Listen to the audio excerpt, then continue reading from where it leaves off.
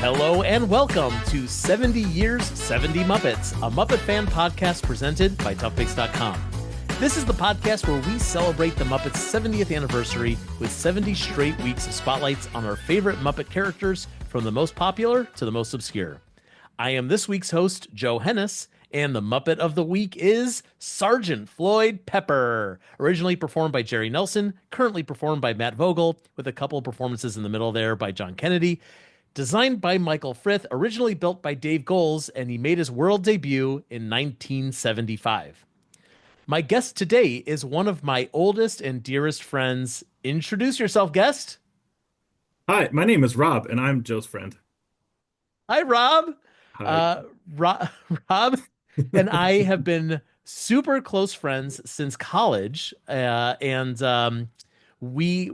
our connection here, besides being very good friends, is that when we were in college, we had weekly Muppet nights where we would get together and just like watch Muppet stuff. And isn't that what college is for?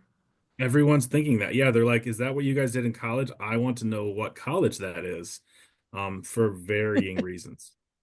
Right. And we went to a college that was like a big party school, and we were like, I don't know, man, like that partying thing, like whatever. I'd much rather watch VHS tapes of the Muppet Show and play Yeah, Dr. Mario every Friday night. I would do that today. So yeah, yeah. Yeah, yeah, exactly. And Rob, aside from being a big Muppet fan and sharing in Muppet love with me for all those years, the other reason I wanted you here was because you are a bass player, and It's Floyd is a very bass true. player. Yeah, and Yeah, that is one of the reasons we continue to know each other. There was a band, and you were friends with that main person in that band, and I was friends with the main person in that band. But apparently, it took us all 4 years of college to realize we were both friends with that person. Um, and then we finally had like a group meet, and then we were in a band together for many, many years after that. that's true. Yeah, we are both founding members of the band Daddy's Gonna Kill Ralphie. It's So everyone true. should go listen to Daddy's Gonna Kill Ralphie songs. But yeah, Rob, I mean, you do a lot. You produce their songs, and you play several instruments. But we want to talk about you as a bass player, just because I don't know, man, that seems like a connection that we could be making to this podcast episode. Absolutely. And it should be because bass is probably my favorite instrument to play. As I was saying, when I first started my professional music playing career, bass is the only instrument I've ever been paid to play. Because I can wing it on some instruments, but bass, I'm not terrible. So I'd say that's probably my favorite instrument. Ever since high school, everybody wants to play the guitar. I want to play the guitar too. But I was like, you know what? I'm going to take one for the team and I'll learn the bass, and I've loved it ever since. So. That's great. I've always found the bass interesting because like it's not really a solo instrument. You can't just like I mean you can just like play the bass on your own, but like bass really is the kind of instrument you got to play with other people. To have the most fun, it's always more fun with more people. I couldn't agree. But there's going to be plenty of bass players out there that are going to be very angry that you just said that. Okay, well we are going to get into some stuff in this episode that is very primarily bass heavy. But before we get into that, let's talk about Floyd as a bass player. Is there anything that you have noticed about his style that's like interesting or unusual as a musician? I can't believe that's your first question because I couldn't think of a better question because that is mainly what I was thinking about was his style. And you just named all the puppeteers and all the creators, the designers of the puppet, but like what wasn't mentioned, and I don't have the answer, are all the players that played his parts behind the scenes, and they're amazing. Yeah. Like the different genres he covers. Sometimes he does a little slapping and popping, sometimes he does a little finger style. I don't think I ever heard him with a pick, but someone's going to prove us wrong probably. But he just spans the gamut of all the different genres. And I gotta say, as long as he's not singing, he's really knocking it out of the park most of the time. Oh, tell me more about the not singing. Are you not a fan of his singing voice? It's not that I'm not a fan, it's sometimes I'm not a fan. Sometimes it's great, and sometimes it's not. But as with most Muppets, sometimes that's the charm of it all. So. Yeah, that's fair. The whole thing about the Electric Mayhem, like the original concept, is that they're so hip, they're basically just noise. They're basically obnoxious. And of course, like as Muppet fans, like we tend to like that they're a little over the top. But I can see that with Floyd. Like a few of his songs, like I'm thinking specifically about things like when he sings New York State of Mind, Yep. where it gets really raspy and it kind of loses the melody a little bit because of that. Yes. And it's crazy Yes. because Jerry Nelson is such an incredible singer, an incredible performer. Yeah. Yeah. Yeah, and I couldn't agree more. You knocked the one that came to mind right away was the New York State of Mind, and again, like sometimes that's its charm is not being a perfect little nugget. It's having some personality to it, and seeing that even though he's a puppet, and we can all kind of take him for what that's worth, but it's also like a real human being just having a good time singing a song that he likes to sing, and I can appreciate Perfection is that. Even if overrated. We shouldn't absolutely, strive for perfection is yeah, boring. no, and I couldn't agree more. It's like the old sheep in the background. I'm sure you know that story. I'm told that story thousands of times. Yes. Do you want to tell that story? No, you Yeah, should this is how because you're you're proving. gonna This get is it how you're right, and proving I'm that you're a gonna huge Muppet fan. yeah. No, you should definitely tell it in case they haven't heard from you before. Okay, so that was that you're talking about the story that is recounted in the book The Works, where there was I think they were filming the celebration of 30 years special, and there was a character that was making a big ruckus in the background, and one of the performers was like, "I gotta tell that guy to keep it down," and then found out that it was Jim Henson trying to As it upstage should be. everybody else from the background, Just just having a good time, and that's the point. having a good So. time. Yep. Exactly. And in the studio, recording, I worked in a recording studio for a while, and of course I've been in numerous bands that we've recorded. Like we always strive, like I was always a perfectionist. That's just how I roll. But at the end of the day, I always had to keep in mind that we don't want it to sound perfect because that's the human element and that's what makes a connection and shows feeling and emotion. And even to the point where we used to call them Waldos. We'd have every song and we'd be like, we got to find the Waldo somewhere, the imperfection that we could have fixed, but we kind of grew to love it the way it was. So. Yeah, I love that. And it's also such a good argument for for human art versus AI. Because AI will do everything quote unquote perfectly, but Yep. you know that it has the human touch when it's when it's a little flawed. Yeah, as it should be. So, Yeah. Let's talk a little bit about Floyd's physical style, what he looks like. So he's got this Beatles inspired like Sergeant Pepper shirt, and he's got the cool green hat. Some in the first season of the Muppet Show, sometimes he gets these like swirly, like lenticular eyes, and the big mutton chops. Um, is there anything in there that you feel particularly like that's that's Floyd? Like that would it would not be Floyd without any of those elements. my first thought of Floyd when you hear it is, of course, the mutton chops and the sunglasses over the eyes. Like that epitomizes Floyd to me. So, without those, it's not Yeah, Floyd. I mean, I guess that makes sense. It's like part of the puppet. You could swap out a hat, but Yeah. not really the mutton chops. But like, when I close my eyes and I think about Floyd, those are the first things that my brain creates.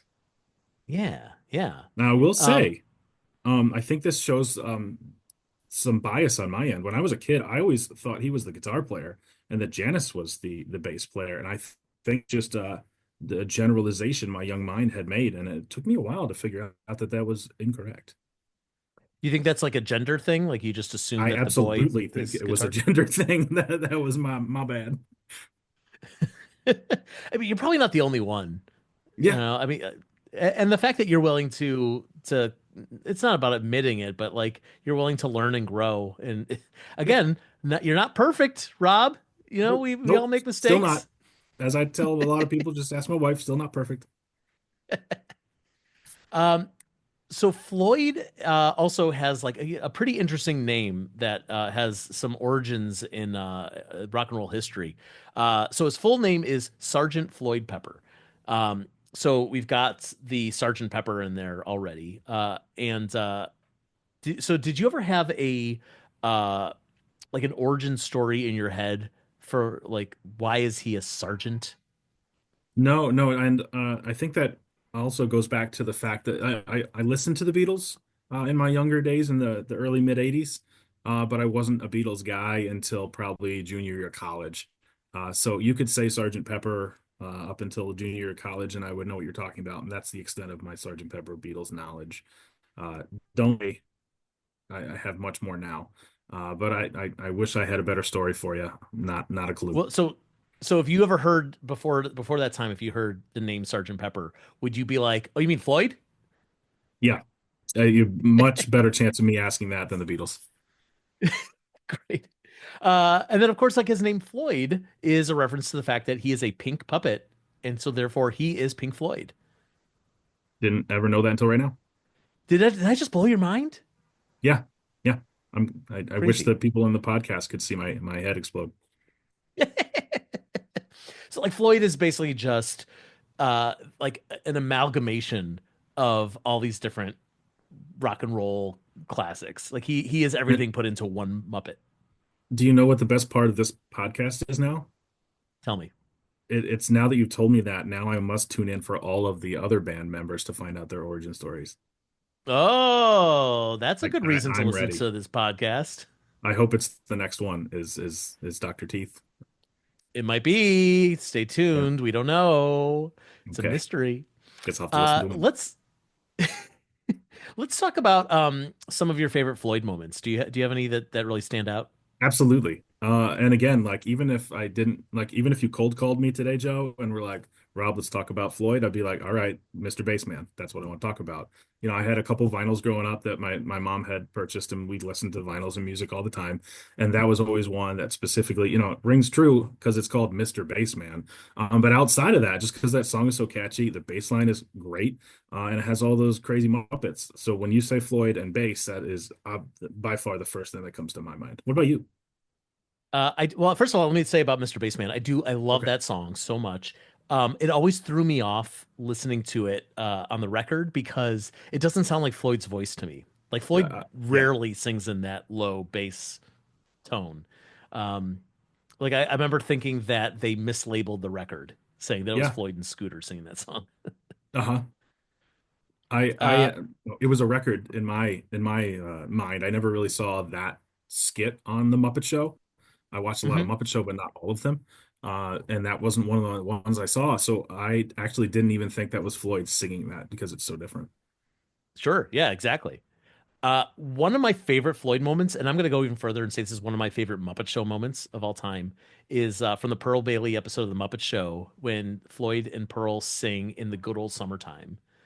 Yep. And it's just like one of those like, oh, we're just chilling backstage. What the heck? Let's play a song. And Floyd breaks out the bass. This is what I was saying before about like the bass is a solo instrument. This is where it works. And he just starts like wailing on the bass. And he and Pearl sing this amazing song. And he does this thing that I love when Muppets do this, where you forget that they're not actually playing the instrument because it looks so Hmm. real. And in this Yeah. moment, Jerry Nelson knew the bass riff so well that he sings the bass riff along with playing the bass, Uh-huh. which amazing. And I think about that still years later, and I'm just like, God, that's just Yeah. incredible And that you think he about, went that far. like yeah, kid show actors. I only pick on kid shows because usually they don't know how to properly play musical instruments. So when they're playing it on screen, you've got real human beings who aren't really playing or looking like they're actually playing, and you've got a puppeteer that's nailing it. Yeah, yeah. And Jerry Nelson was trained as a musician. And this is one of those things where like you could really see he's using his training, across the board with this Hmm. character. In prepping for talking with you about Floyd, I listened to some, and that I gotta say, if anyone's gonna listen to any of these besides Mr. Bassman, it's in the good old summertime. It's just Yeah, like there's only two of them, and they both just completely kill it. Like I don't they know what the kill original it. sounds like, and I don't care. That, as far as I'm concerned, that is the original. I've never listened to another version of that song, and I know it would pale in comparison. Actually, that makes me think of one of the clips that I sent you was from the Muppets and John Denver Rocky Mountain Holiday Special. Uh, Floyd and John Denver sing a song called "Gone Fishing," and this is one of my favorites. It's not a very good special, but this is one of like the two or three clips that I think are genuinely great. And Uh-huh. it's just the two of them. They're on the side of a lake and they're singing this sweet little song. Zoot is also there for some reason, playing the saxophone behind them.